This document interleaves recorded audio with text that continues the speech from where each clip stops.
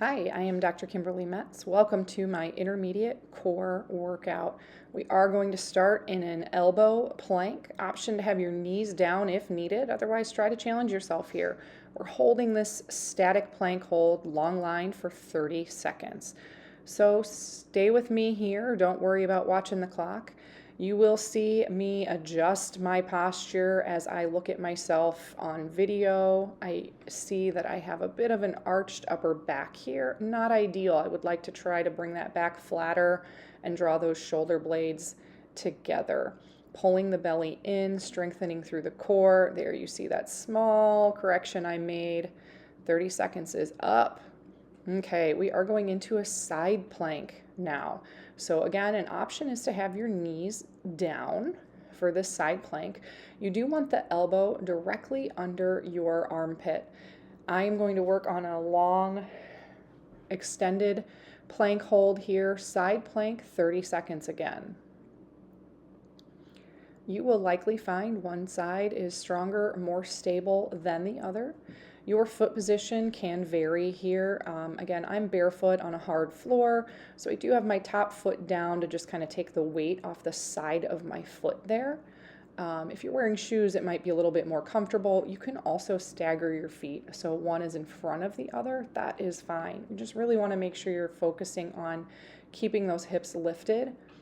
Isometric side plank hold. We're flipping around to the other side here. So again, feet where they're most comfortable, elbow under that armpit. If you accidentally have that elbow slip a little too far up, forward, closer to your ear or the top of your head, you will find that's more challenging and also a little bit more likely to cause some impingement and pain in that shoulder. So try to have it stacked so you have a nice straight line, shoulder down to elbow. Trying to lengthen through. So if you looked at your sternum, your pelvis, down the center line between your legs, you've got a nice straight line there. Lifting that arm up. Again, squeezing the core, keeping yourself stable. That was 30 seconds. Well done. Okay, next move. Down to the floor again. Long arm plank, arm shoulder taps. If you want your knees down, that's fine, but the progression here is an extended plank position, alternating tapping your hand to the opposite shoulder. Now my hips are maybe a little bit too high here. There, I tried to make that correction. Again, you want to hold that nice steady plank. Try to avoid rocking side to side, as you can see me doing here. The goal is to be as stable as possible and keep making those corrections. Oftentimes in a long arm plank like this, I will start to shift my weight back to my feet a little bit, and those hands kind of creep out in front of my eyes as opposed to under my armpits. Okay, you've been doing planks. You should be nice and warm. It's normal if you're out of breath. It's normal if you're starting to sweat here. Core exercises really heat our body up. Okay, this next one is a hip rotation in an elbow plank. You saw me demonstrate it on my knees. Now I have legs extended, knees up, really trying to just imagine the front pointer of your hips aiming towards the floor, and you sort of twist side to side here. It's not a large movement. It's really just rotating here. Well done. You should be feeling those core muscles working. Not sure what that look on my face is right there. Just know I did a workout before this, so I was already a little bit fatigued.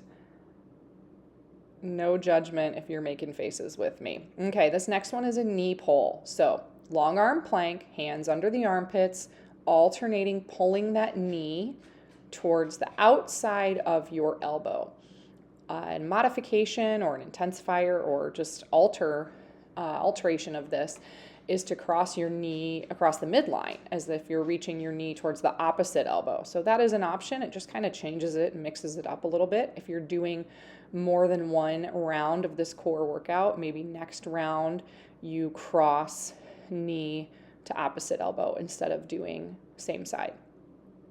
Okay, tiny break before we move on to this next one. This lay down and enjoy it, relax. Just kidding. We are doing side crunches. So we're working the side. I like to have my arm straight out in front of me. You're focusing on connecting the side of your rib cage towards the side of your hip. Now I'm going to intensify this a little bit with my legs out and crunching that top knee towards my chest. If you're not up for that, just leave those legs down and focus on the side crunch. So when we did the plank holds, we were doing 30 seconds. When we've done repetitions, I've done anywhere from 12 to 15 repetitions. Do what works for you. If you need to take a break and get right back into it, that is totally fine. Just don't give up on yourself. Challenge yourself a little bit. We're going to switch sides to do the side crunch on the other side. Again, focusing on connecting the side of the rib or bringing that armpit towards your hip. You can extend the legs and then also do as I do, which is draw that knee up. Really focusing on not pushing off the floor. That arm's just there to stabilize myself, kind of get it out of the way. You really want to focus on the abdominal muscles doing the work to lift and crunch you.